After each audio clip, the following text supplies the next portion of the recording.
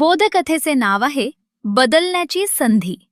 सरदोगा जिल्ह्यातील खुशाबनगर येथे दिवाण मदन गोपाल राहत असत.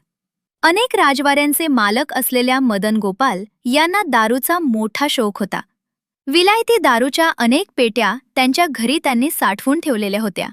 मदन गोपाल एकदा सुगंधित थंड खोलीत विश्रांती घेत पहुडले होते. रखरखत्या उन्हात एका तेजस्वी साधूने त्यांच्या खोलीत प्रवेश केला. दिवाण साहेबांनी हात जोडून त्या साधूला स्थान ग्रहण करण्यास सांगितले. साधू महाराज म्हणाले, दिवाण साहेब, मी इथे आलो आहे ते तुमच्याकडून एक वचन घेण्यासाठी. बोला, मला वचन देताल काय?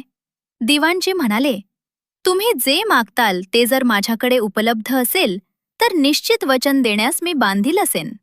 साधू म्हणाले, तुमची सर्वात प्रिय वस्तू म्हणजे दारू. तुम्ही सोडून द्याल एवढेच वचन मला द्या. मदन गोपाल पहिल्यांदा कचरले, पण वचन पूर्ण करण्यासाठी ते तयार झाले. त्यांनी नोकरांना बोलावले व दारूच्या सगळ्या बाटल्या फोडून टाकायचा आदेश दिला.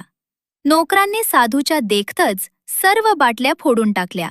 साधूला आनंद वाटला. त्यांनी परत जाताना दिवाण साहेबांकडून पुन्हा कधीही दारू पिणार नाही असे वचन घेतले व निघून गेले. साधू गेल्यावर एक नोकर दिवाणजीकडे आला व म्हणाला, महाराज, आजच्या रात्रीपुरती दारू मी एके ठिकाणी लपवून ठेवली आहे. आणू का?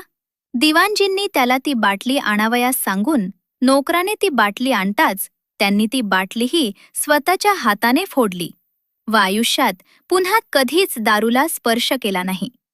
पुढे वृंदावनला जाऊन त्यांनी दीक्षा घेतली.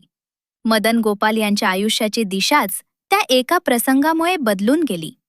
पुढे श्रीकृष्ण प्रेमात बुडालेल्या मदन गोपाल यांनी निमाई चंद हे उत्कृष्ट उर्दू पुस्तक लिहिले. तात्पर्य, स्वतःला बदलण्याची संधी मिळाल्यावर प्रत्येकाने त्याचा लाभ घेतला पाहिजे. कदाचित त्या संधीतूनच आपल्या आयुष्याला कलाटणी मिळून आयुष्याचे सोने घडू शकते.